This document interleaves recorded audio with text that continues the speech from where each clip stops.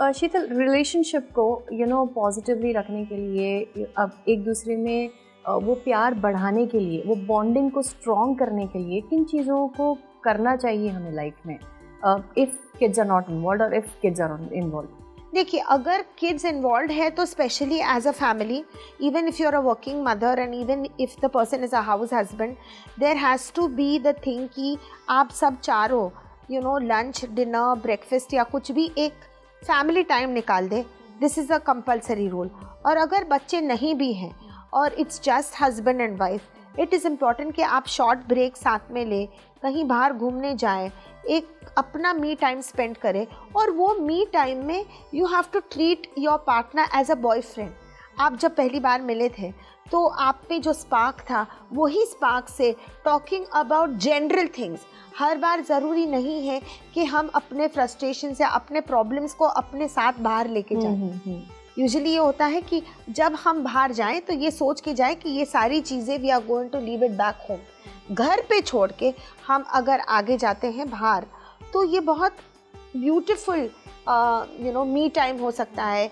You can go for candle lights, you can have your movie time, जहाँ पे सिर्फ हर बार ज़रूरी नहीं है कि हमें कुछ एक दूसरे को बोलना है. Correct. You can just be seeing a movie together और साथ साथ बैठ के enjoy some nice times and some nice moments together. शीतल, जैसे आप काउंसलिंग देते हैं तो हाउस हस्बैंड या हाउस वाइफ, अगर ये दोनों साथ में, हाउस वाइफ तो नहीं, हाउस हस्बैंड और वर्किंग वाइफ, ये कंप्लेंट्स क्या लेकर आते हैं, या कुछ ऐसे एग्जांपल्स दे सकते हैं आप जो आपने फेस किया है and you have made them understood?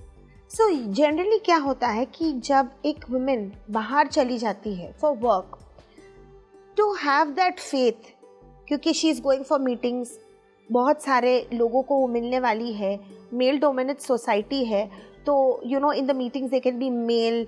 Travel हो सकता है कई बार, so it can be a 2-day travel या तो एक हफ्ते का भी ट्रैवल हो सकता है.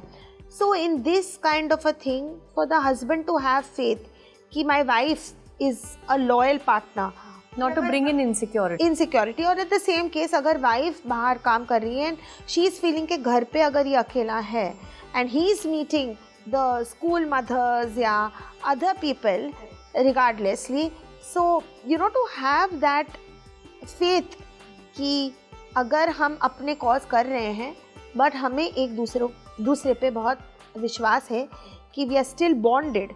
so one is rule number 1. rule number 2 ये है कि जैसे कि the work is divided into halves, एक दूसरे के काम में इंटरफियर नहीं करना चाहिए. ये सोच के कि तुम ये मीटिंग कल भी तो कर सकती हो, ज़रूरी नहीं है कि तुम्हें आज ही करना है, अगर मैंने ये प्लान किया है तो तुम इसको कैंसिल कर दो.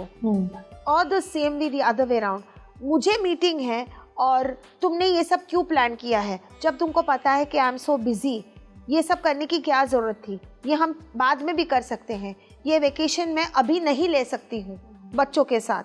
सो you see the problems are still there, but इन प्रॉब्लम को कैसे सॉल्व किया जा सकता है is trying to one respect. दूसरा है एक अच्छा टाइम टेबल बना सकते हैं जहाँ पे यू आर शॉर्ट कि मेरी इतनी लीव्स बाकी है एंड दीज लीव्स पे I can do those small breaks या स्मॉल वेकेशंस.